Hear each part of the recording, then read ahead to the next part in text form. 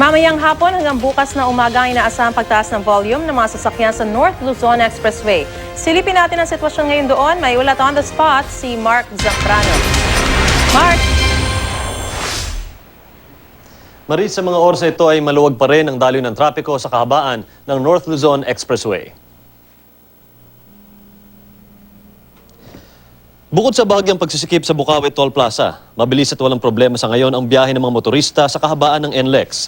Pero inaasahang tataas ang volume ng mga sasakyan mula alauna ng hapon ngayong araw hanggang bukas ng umaga, January 4. Ayon sa pamunuan ng NLEX, nakahanda na ang mga ambulant tellers sa Balintawak, Mindanao at Dau Toll Plazas para mapabilis ang mga transaksyon.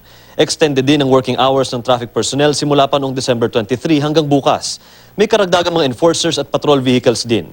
Nagdagdag din ng 3 extra lanes sa kasalukuyang 22 lanes sa Bukawi Toll Plaza kung saan kadalasan nagkakaroon ng pagsisikip sa daloy ng trapiko. Check po nating mabuti yung ating mga sasakyan bago tayo bumiyahe. I-check yung ating tinatawag nating blow bags, no? And then yung driver, make sure na siya ay nasa magandang o nasa mabuting condition bago siya mag-drive.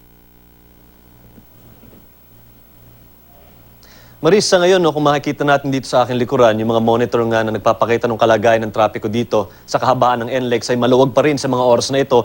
At dito sa Bukawi Toll Plaza, kung saan binanggit nga natin kanina na nagbukas nitong extra lanes, ay binuksan na rin yung extra 3 lanes, yun yung nasa bandang kanan ng inyong screens, para serbisyuhan yung mga inaasahangang daragdag ng mga motorista mula alauna ng hapon ngayon hanggang bukas ng umaga. Yan muna ang latest mula dito sa NLEX Control Plaza. Maris? Maraming salamat, Mark Zambrano.